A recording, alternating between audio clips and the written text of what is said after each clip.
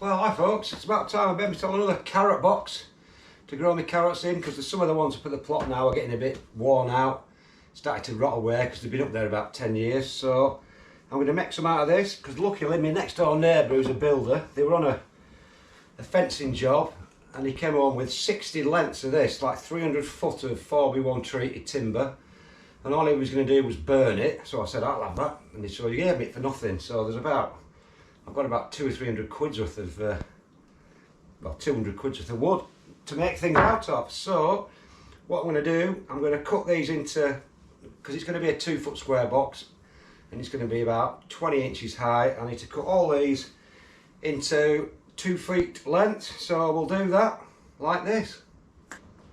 So there we are folks, that's all the wood cut now. I've got 20 lengths, 4 bits of slate batten for the corners, so we'll get on and I'll show you how I erect it.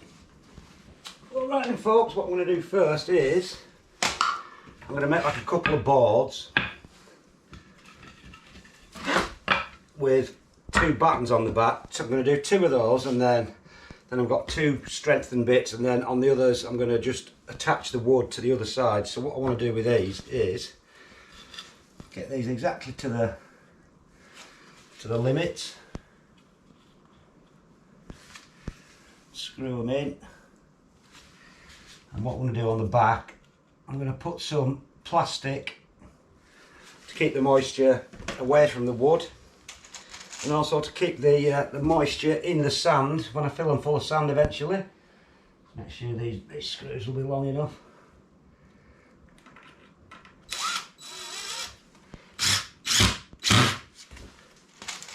I'm just going to do this first. Like I said, the idea of the plastic is twofold really. Stops the water getting onto the wood, so it should prolong its life a little bit, and also it keeps the moisture in the sand, which is what you want. Even though you want it well drained, you want it to be still moist, so that's the idea with that. So these are going to be, like I said, 5 high, so that's going to be 20 inches high and roughly about 2 foot wide. I used to make them 2 foot tall as well, but I just found that there's no need for them to be as tall as that. No need at all. You know, like 20 inches is more than enough depth, so, and it saves on sand, saves on compost. So let's get these screwed in quickly. So yeah, so if you can get hold of some wood quite cheaply, a good way of doing it, you could just use it as a giant plant pot if you wanted. But then you'd have to obviously put a bottom in, because these don't have a base in, because you want them to be well drained, so you want all the water to quite easily drain straight through the sand. So we'll get on, we'll get that finished, and I'll put some plastic on, and then we'll start putting it all together. Right then folks, so that's one of them done now. Nice solid board. So I'm just going to put some plastic on. Just going to staple it on. I'll let it flow over the top because I'll tidy it up when it's all been put together. Put some battens on the top just to cover it up. I'm just going to use my stapler just to keep this in place.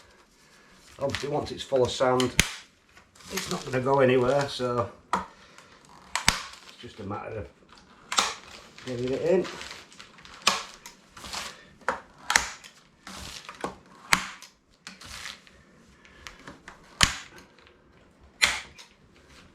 I've run out of staples. No.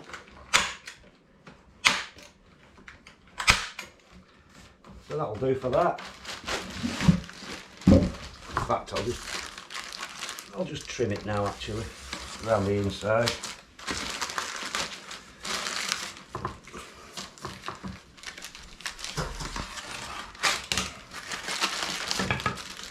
And then, like I said, at the top I'll fold it over, and then when I've finished I'll put some batter around the outside and then trim this off, because you don't want it sort of like that, because when you're filling it you can end up getting sand in between the plastic and the wood, and you don't want that.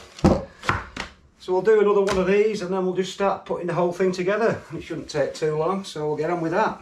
Right then folks, that's the other one done. It's only taken me about 5 minutes. This is where you could do with another person to give you a hand really, but we'll see how we get on.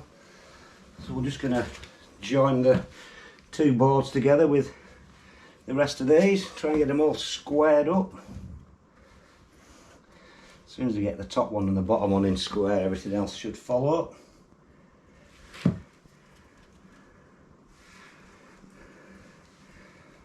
just get the first one bang on, and then we should be good to go. So again, I'm going to drill these into the same batten, and I'll also put an odd one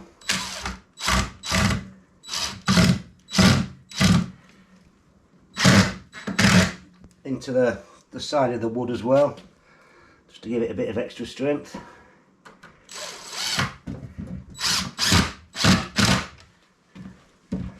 Just get it all nice and trued up.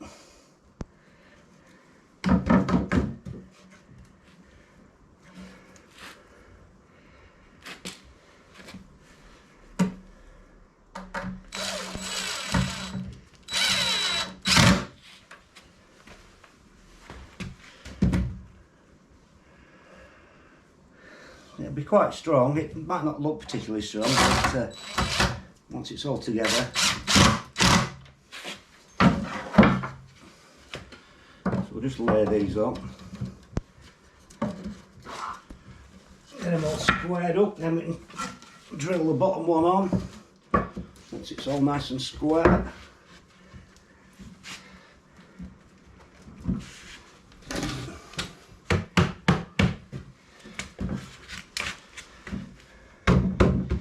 If we get the top and the bottom one squared up, then in theory all the rest should be squared up.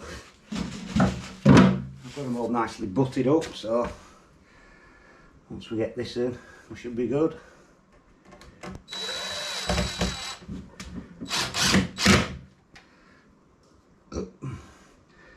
This is what gives me a bad back, just leaning over.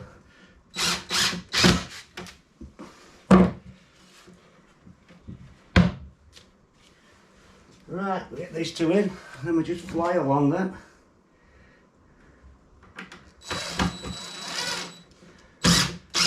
I'll put the plastic on the inside of this, obviously after I've finished screwing it all together.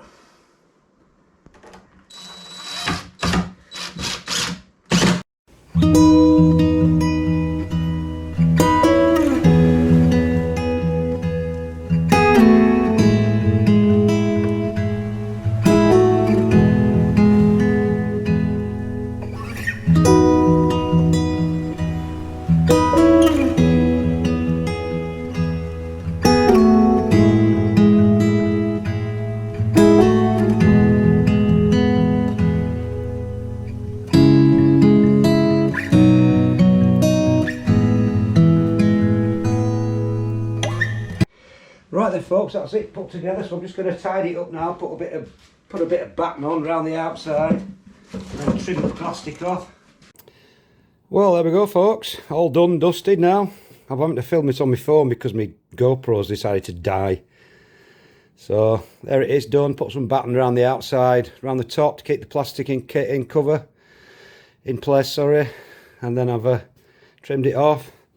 I've run out of staples in my staple gun, so the last bit's a bit unstapled in there, but no, all done, ready for some more carrots. So should last another 10 years. So there we go folks, that's how I make my carrot boxes. Not too difficult at all, just need to get hold of the right wood really. So that's about it folks, I'll see you later.